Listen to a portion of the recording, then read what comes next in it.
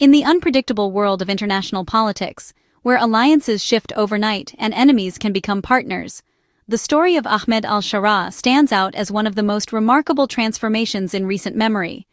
Few stories are as astonishing, or as controversial, as that of Ahmed al-Sharaa, a man whose name once sent shockwaves through governments and intelligence agencies around the globe. Once known to the world as Abu Muhammad al-Julani, he was the face of Syria's most feared extremist group, a symbol of radicalism with a staggering $10 million American bounty on his head. His actions and rhetoric made him a household name in the world of counterterrorism. Today, in a twist few could have predicted, he stands as Syria's interim leader, shaking hands with the U.S. president at the White House, a transformation that has left diplomats, analysts, and ordinary citizens alike struggling to comprehend how such a dramatic change could occur. Al-Sharaa's journey from militant commander to head of state has forced the world to reconsider its approach to Syria, challenging long-held assumptions about redemption, negotiation, and the possibility of change.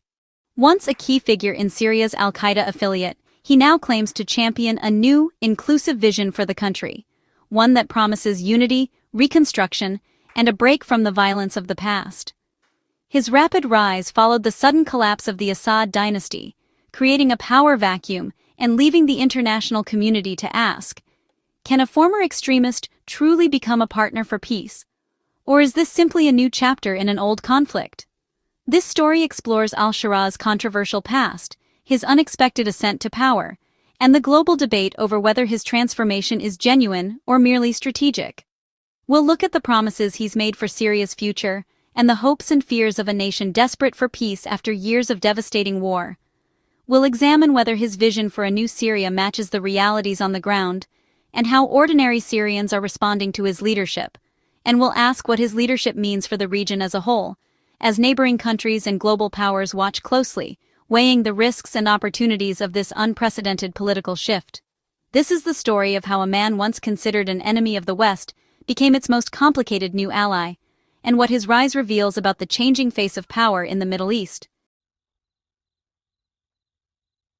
To truly grasp the scale of al-Sharaa's transformation, we must look back at the world he emerged from, a region scarred by decades of conflict, shifting alliances, and deep-rooted grievances. His story begins in the heart of Syria, where he grew up surrounded by the echoes of past wars and the hopes of a new generation. These early years shaped his worldview, instilling both resilience and a sense of purpose. Al-Sharaa's path to militancy was set in motion after the 2003 U.S. invasion of Iraq. Like many young men in the region, he was swept up by the chaos and joined al-Qaeda in Iraq, a group that would later evolve into the infamous Islamic State. Captured and imprisoned by U.S. forces, al-Sharaa spent years behind bars. There, he forged connections with other militants and deepened his commitment to jihad, emerging from prison more radicalized and determined than ever before. Returning to Syria, he founded the Nusra Front, al-Qaeda's official branch in the Syrian civil war. Under his leadership, the group quickly gained a reputation for both its battlefield prowess and its brutality, becoming a dominant force in the fight against Assad. By 2013, his notoriety had spread far beyond Syria's borders. The U.S. government labeled him a global terrorist and placed a $10 million bounty on his head, making him one of the world's most wanted men. Over time, al-Sharaa began to distance himself from al-Qaeda, seeking to rebrand his movement. In 2016, he announced the formation of Hayat Tahrir al-Sham, or HTS, signaling a break from his past and a new direction for his followers. Despite these efforts to present a new image, Western governments and international organizations continue to view HTS as a terrorist group, refusing to accept the rebranding at face value. In Idlib, al-Sharaa ruled with an iron fist, crushing rivals and enforcing strict control. Yet, as the years passed, he began to shed his militant persona, seeking legitimacy both at home and abroad. He started appearing in suits, granting interviews to Western journalists, and carefully recasting himself as a Syrian nationalist rather than a global jihadist. This calculated public relations campaign was designed to win over skeptics and pave the way for his dramatic political comeback, signaling a new chapter in his controversial career. Few could have predicted just how far this transformation would take him, or how it would reshape the future of Syria and the wider region. 2024 marked a turning point in Syria's civil war. Assad's regime, weakened by sanctions and abandoned by distracted allies, was vulnerable. Al-Sharaa, having consolidated power in the northwest, seized the moment. HTS and its allies launched a rapid offensive, overwhelming government forces and capturing city after city. Within weeks, Damascus fell and Assad fled, ending decades of authoritarian rule. Al-Sharaa emerged as Syria's most powerful figure, quickly establishing an interim government. He addressed the nation, promising unity and a new beginning. The world watched in shock as a former terrorist took control of a shattered country. His victory was both a military triumph and a political earthquake. Now the challenge was to turn battlefield success into lasting peace. On November 10, 2025, Ahmed al-Sharaa's political rehabilitation reached its peak, marking a turning point not just for him, but for the entire region. U.S. President Donald Trump welcomed him to the White House with full honors, a scene unimaginable just a year before, when al-Sharaa was still considered a pariah by much of the West. The handshake in the Oval Office symbolized a total reversal of American policy, sending a powerful message to allies and adversaries alike. Trump praised al-Sharaa as a strong and decisive leader, signaling full U.S. support for Syria's new government and a willingness to chart a new course in the Middle East. This historic visit capped months of growing diplomatic ties, including high-profile meetings at the Gulf Cooperation Council and the United Nations, where al-Sharaa's presence was met with both curiosity and skepticism. For the U.S., backing al-Sharaa was a pragmatic move to secure American interests, prevent Syria's collapse, and counter rival influences in the region. Critics, however, warned of his extremist past and questioned whether he could truly be trusted to lead a fractured nation toward peace. Human rights groups voiced concerns about potential abuses under his rule, fearing that old patterns of repression might return despite the promises of reform.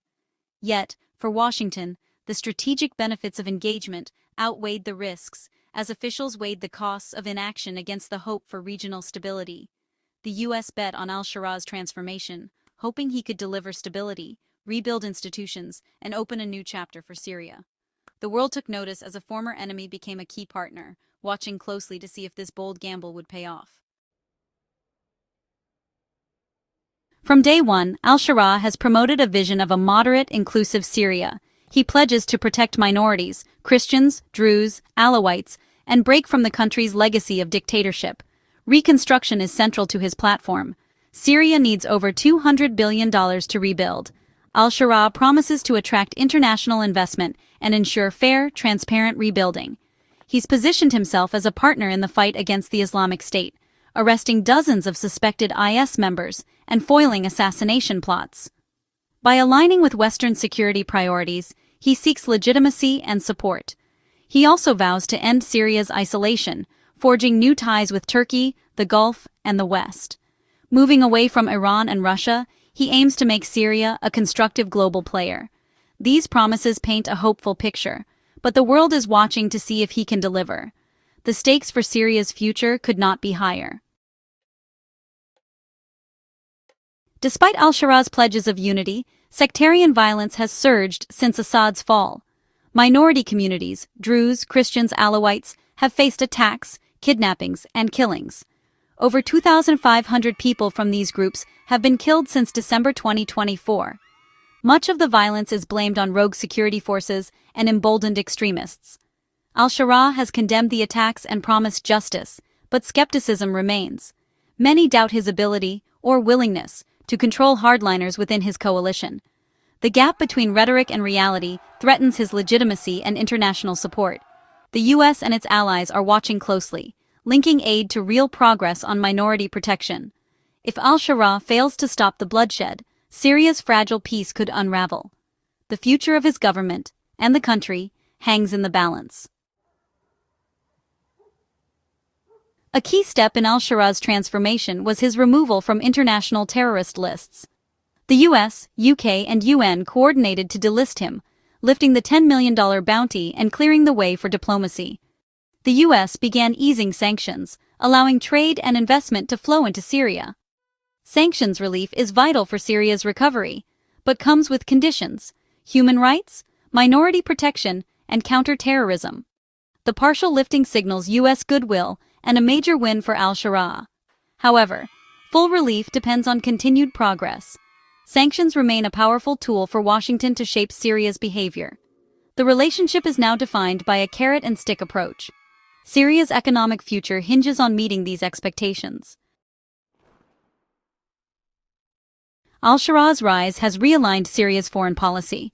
Breaking from decades of alliance with Iran and Russia, he's pivoted toward the West, Turkey, and the Gulf.